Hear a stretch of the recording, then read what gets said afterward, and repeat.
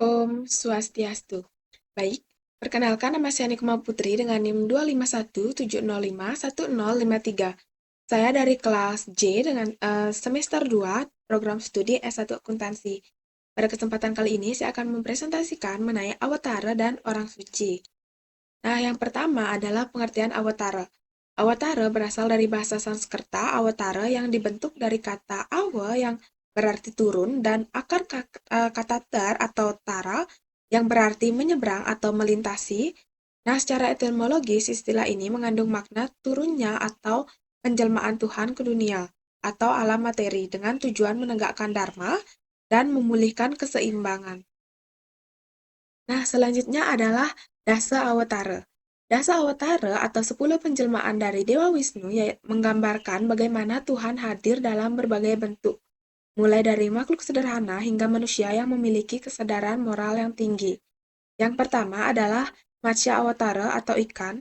Matsya muncul untuk menyelamatkan kitab suci Weda dari kehancuran akibat banjir besar yang bermakna bahwa Tuhan menjaga kebenaran dan pengetahuan agar tidak hilang di tengah kekacauan.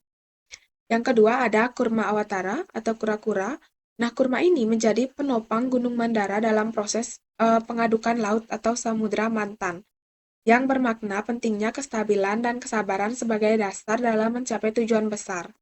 Yang ketiga ada Waraha Awatara atau babi hutan. Nah, Waraha ini menyelamatkan bumi dari dasar lautan setelah ditenggelamkan oleh kekuatan jahat yang bermakna bahwa kebaikan akan selalu berusaha memulihkan keseimbangan dunia dari kehancuran.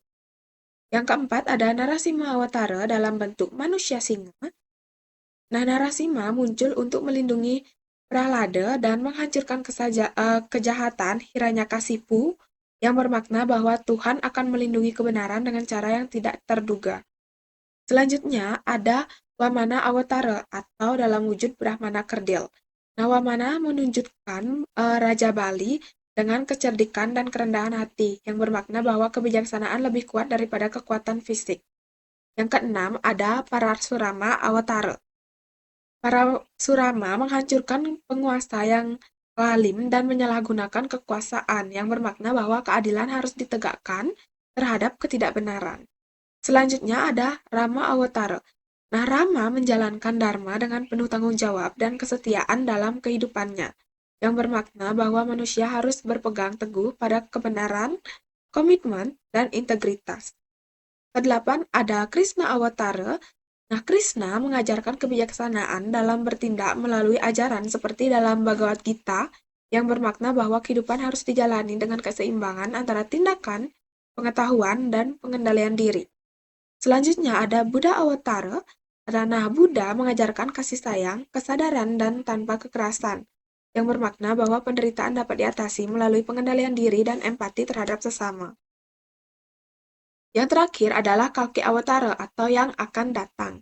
Kalki diyakini akan hadir di masa depan untuk menghadiri Adharma dan memulihkan Dharma, yang bermakna bahwa pada akhirnya kebenaran akan selalu menang atas kejahatan.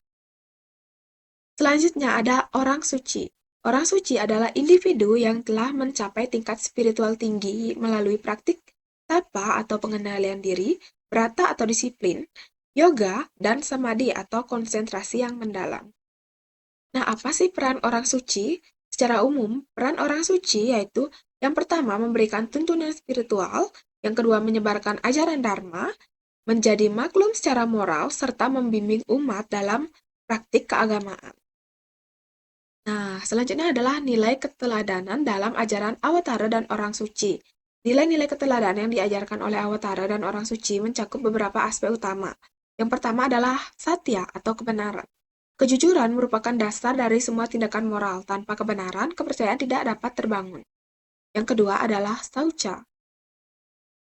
Saucha atau kesucian tidak hanya berarti kebersihan fisik, tapi juga kemurnian pikiran dan niat. Selanjutnya ada tapa atau pengendalian diri, yaitu kemampuan mengendalikan diri sangat penting dalam menghadapi godaan dan tekanan kehidupan. Selanjutnya adalah ahimsa atau kasih sayang dan tanpa kekerasan. Nah, nilai ini mengajarkan untuk tidak menyakiti makhluk lain, baik secara fisik maupun verbal. Yang terakhir ada bakti atau pengabdian. Nah, pengabdian kepada Tuhan dan sesama menjadi landasan kehidupan yang bermakna. Jadi, nilai-nilai ini bersifat universal dan dapat diterapkan dalam berbagai aspek kehidupan, baik pribadi maupun sosial. Nah, selanjutnya adalah menganalisis ketidakadilan sosial dalam kehidupan. Konsep Awatara mengajarkan bahwa ketidakadilan harus dilawan dengan menegakkan dharma, namun cara yang digunakan harus disesuaikan dengan zaman. Jika dahulu dilakukan melalui kekuatan fisik, maka saat ini dapat dilakukan melalui hukum, pendidikan, dan advokasi sosial. Nah, yang kedua adalah analisis keteladanan. Di era media sosial ini, banyak tokoh populer yang tidak selalu memiliki nilai moral yang baik. Ajaran Awatara mengajarkan bahwa keteladanan sejati tidak diukur dari popularitas, tetapi dari integritas moral. Selanjutnya adalah nilai keteladanan dari Rama. Nah, eh, Rama ini adalah tokoh dalam epos Ramayana yang nilai-nilainya atau nilai keteladanan Rama itu dapat diterapkan dalam kehidupan sehari-hari. Nah, yang pertama adalah menjunjung dharma meskipun sulit. Nah, Rama tetap berpegang pada kebenaran walaupun harus saat menghadapi penderitaan. Misalnya seperti saat ia menerima pengasingan tanpa protes. Nah, ini menunjukkan bahwa kebenaran harus diutamakan walaupun tidak mudah. Kedua adalah setia pada janji dan tanggung jawab atau setia pada komitmen.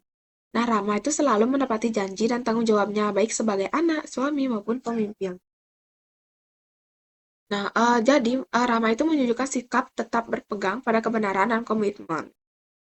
Selanjutnya adalah relevansinya dalam kehidupan modern, yaitu kejujuran dengan bersikap jujur dalam perkataan dan tindakan walaupun ada resikonya. Kedua ada tanggung jawab, menjalankan tugas dengan sungguh-sungguh serta tidak lari dari kewajiban.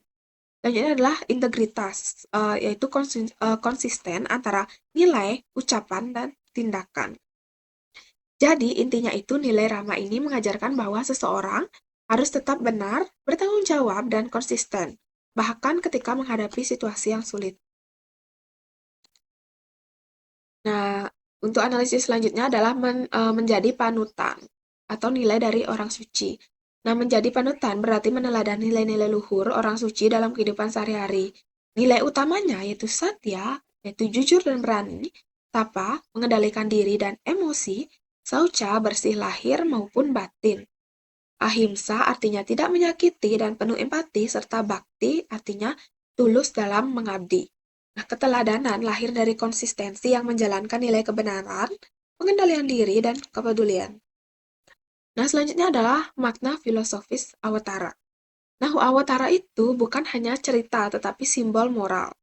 Nah, Awatara menunjukkan bahwa kebenaran akan selalu menang, yang menggambarkan perkembangan kesadaran manusia. Nah, selanjutnya adalah perspektif dari Krishna. Dalam ajaran Krishna, seseorang pemimpin harus menjalankan dharma atau kebenaran dan kewajiban moral dalam setiap tindakannya.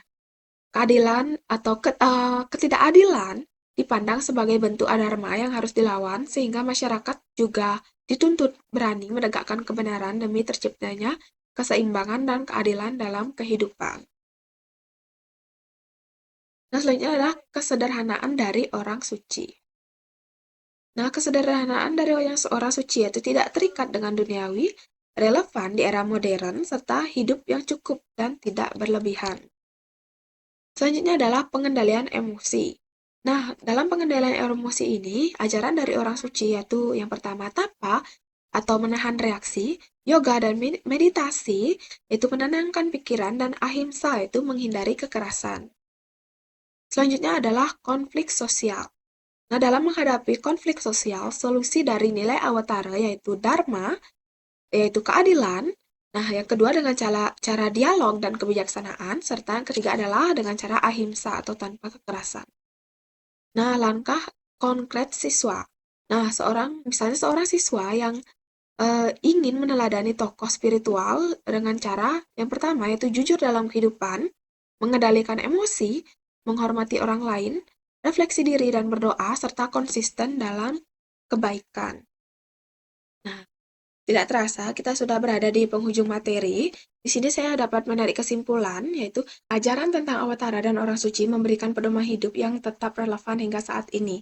Awatara melambangkan penegakan dharma atau kebenaran, sedangkan orang suci menjadi teladan dalam menjalani kehidupan. Nilai-nilai luhur yang diajarkan tidak hanya berlaku pada masa lalu, tetapi juga sangat penting di era modern, karena dapat diterapkan dalam kehidupan sehari-hari sebagai pedoman untuk bertindak jujur, bertanggung jawab, dan berintegritas.